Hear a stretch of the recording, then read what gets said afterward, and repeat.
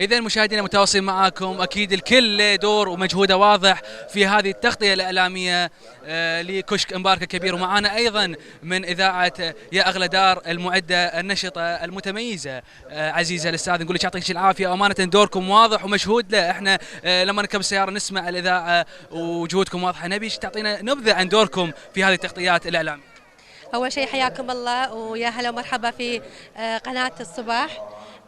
احنا حقيقة صار لنا اليوم ثالث يوم قمنا بتغطية المكان هذا اللي هو افتتاح كشك مبارك، وقد تم تحت رعاية صاحب السمو أمير البلاد الشيخ صباح الأحمد حفظه الله ورعاه.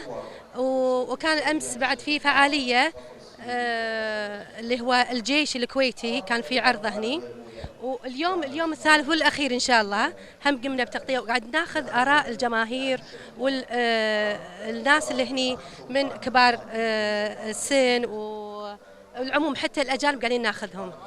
ايضا مستمع جيد لاذاعتكم، وايضا المشاهدين تشوقوا ويعرفون التردد حق الاذاعه. لو تعطينا التردد الحين لايف قاعد يسمعون. اكيد يسرني ان الناس كلها تعرف ترددنا اذاعه يا اغلى دار على 93.9 اذاعه دوله الكويت.